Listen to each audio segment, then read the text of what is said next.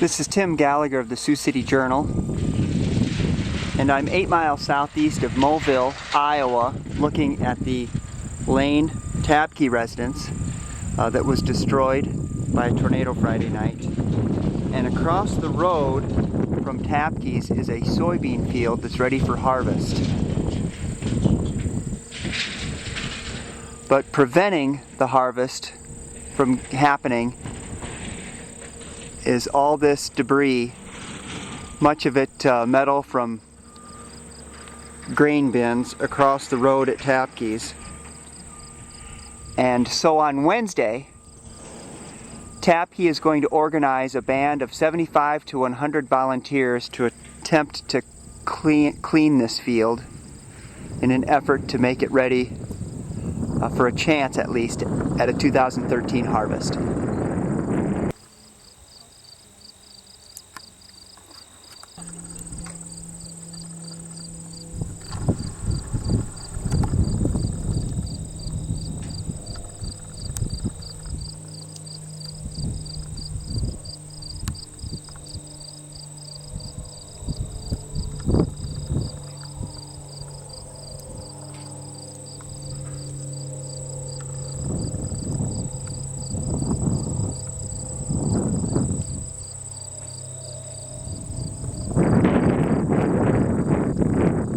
You see that? They're popping open.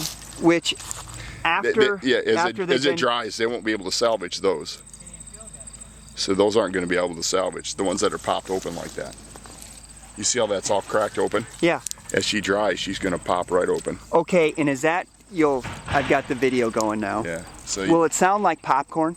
It probably. If you get the right day, you'll hear it pop in the field. Now a lot of these guys aren't broken so bad. But, you know, they're all kind of bruised and they all got crap on them. Uh-huh.